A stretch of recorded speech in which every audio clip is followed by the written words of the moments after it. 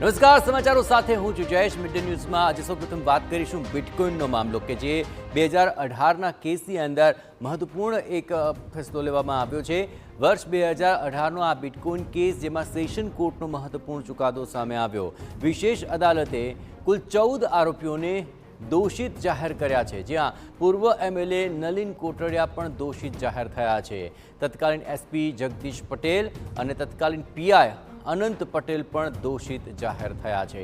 આ મામલે સરકારની તરફેણના 172 જેટલા સાક્ષીઓની તપાસ કરાઈ હતી. બચાવ પક્ષના એક સાક્ષીની તપાસ કરાઈ. અત્રે ઉલ્લેખનીય છે કે વર્ષ 2018માં આ મામલે આરોપ ઘડાયા હતા અને આખરી દલીલ 3 મહિના સુધી ચાલી હતી, જે બાદ 92 સાક્ષી ફરી ગયા.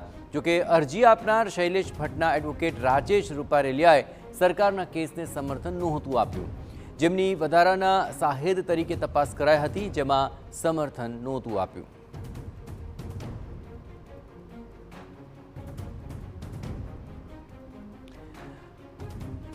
તો નલિન કોટડિયા દોષિત જાહેર થયા છે. ઉપરાંત પીઆઈ અને અન્ય જે તમામ લોકો પર મહત્વપૂર્ણ આશંકાઓ સેવાઈ રહી હતી એ તમામને દોષિત જાહેર કરવામાં આવ્યો. એટલે કે મહત્વપૂર્ણ આ ચુકાદો આજે સામે આવ્યો છે.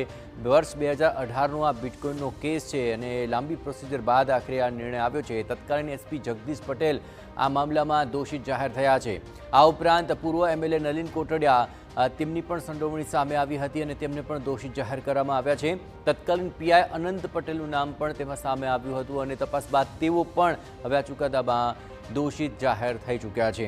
એક લાંબી પ્રોસિજર ચાલી અને અનેક લોકો સાક્ષી તરીકે હતા. તમામની તપાસ અને લાંબી સુનાવણીઓ બાદ આખરે આ સમગ્ર મામલે ચુકાદો આવી ગયો છે.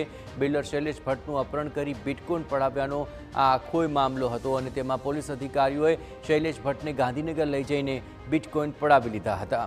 આ સમગ્ર મામલે ભાજપના પૂર્વ એમએલએ નલિન કોટડિયાની પણ સંડોવણી ખુલી હતી અને તેઓ હવે દોષિત જાહેર થયા છે. એ ઉપરાંત તત્કાલીન અમરેલી જિલ્લા પોલીસ વડા જગદીશ પટેલ તેમની પણ સંડોવણી ખુલી અને અમરેલી એલસીબી પીઆઈ અનંત પટેલની પણ સંડોવણી સામે આવી અને તમામ પુરાવાને આધારે હવે તેમને દોષિત જાહેર કરાયા છે. આ ઉપરાંત વકીલ કેતન પટેલ સહિત 15 લોકો દોષિત જાહેર થયા છે. ભાજપના પૂર્વ એમએલએ નલિન કોટડિયા એક મોટું નામ કે જે આ આખા ઘટનાક્રમની અંદર તેમનું નામ સામે આવ્યા બાદ તપાસનો એક મોટો ધમધમાટ ચાલ્યો હતો અને આખરે 2018ના કેસની અંદર હવે આ ચુકાદો આવતા તેમને પણ દોષિત જાહેર કરાયા છે.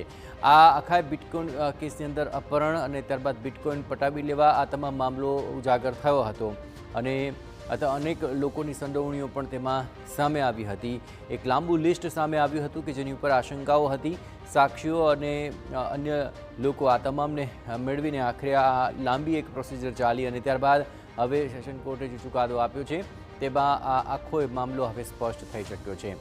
તત્કાલીન પીઆઈ અનંત પટેલને દોષિત જાહેર કરાયા છે અને હવે આ આખા મામલાની અંદર પરિણામ સ્પષ્ટ થયું છે.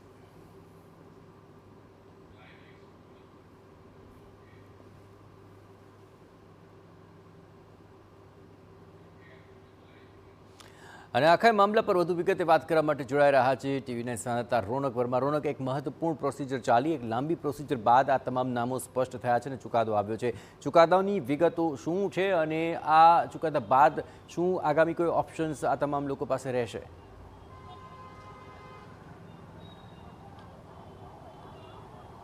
જે બિલકુલથી વર્ષ 2018માં રાજ્ય સરકારના આદેશ બાદ સીઆઈડી ક્રાઇમ દ્વારા એક ફરિયાદ છે તે નોંધવામાં આવી હતી અને આ તપાસ એની હતી કે સુરતના એક બિલ્ડર છે શૈલેષ ભટ્ટ, તેમના દ્વારા આરોપ લગાવવામાં આવ્યો હતો કે અમરેલી પોલીસના કેટલાક અધિકારીઓ દ્વારા તેમનું અપહરણ છે તે કરવામાં આવ્યું છે અને આખા મામલામાં તત્કાલીન ધારાસભ્ય નલિન કોટડિયા છે તે પણ સામેલ છે અને આ જ વાતની તપાસ છે તે રાજ્ય સરકાર દ્વારા આપવામાં આવી હતી અને રાજ્ય સરકાર દ્વારા તપાસ આપવાના આદેશ બાદ જે ફરિયાદ છે તે નોંધવામાં આવી હતી અને તબક્કાવાર રીતે જે પણ આરોપીઓ છે તેમને સકંજામાં લેવામાં આવ્યા હતા. મહત્વની વાત એ છે કે અમરેલી પોલીસના તત્કાલીન પીઆઈ અનંત પટેલ, આ ઉપરાંત તેમની સાથે તેમના જ તાબાના કોન્સ્ટેબલો, આ ઉપરાંત કેટલાક લોકો છે તેમણે શૈલેષ ભટ્ટ પાસે રહેલા જે બિટકોઇન છે તે ગેરકાયદેસર રીતે અપહરણ કરીને પોતે પડાવ્યા હોવાની જે વાત છે તે સામે આવી હતી. ન માત્ર એટલું પરંતુ આ સમગ્ર કેસમાં શૈલેષ ભટ્ટ છે તેનું અપહરણ કર્યા હોવાની પણ ફરિયાદ છે તેના દ્વારા કરવામાં આવી હતી. અંદાજિત જે 200 કરોડથી વધુનું જે ટ્રાન્ઝેક્શન છે તે સામે આવ્યું હતું અને આ તમામ વાતો સામે આવ્યા બાદ વર્ષ 2018માં સમગ્ર કેસમાં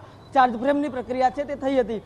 સમગ્ર કેસમાં અત્યાર સુધીમાં જે 192 જેટલા સાક્ષીઓ છે તે તપાસવામાં આવ્યા છે, જેમાંથી 92 જેટલા સાક્ષીઓ છે તે હોસ્ટેલ થયા હતા. મહત્વની વાત એ છે કે આ તમામ જે કેસ ચાલવામાં આવ્યો તેમાં આખરી દલીલ છે તે 3 મહિના જેટલો સમય છે તે ચાલી હતી. એસીબી અને ઈડી સહિતની જે એજન્સીઓ છે તેમના દ્વારા જે તપાસ છે આ કેસમાં કરવામાં આવી હતી અને આ તમામ કેસ ચાલ્યા બાદ આજે વિશેષ અદાલત દ્વારા ચુકાદો આપવામાં આવ્યો છે, જેમાં પૂર્વ ધારાસભ્ય નલિન કોટડિયા છે તેઓ દોષિત સાબિત થયા છે.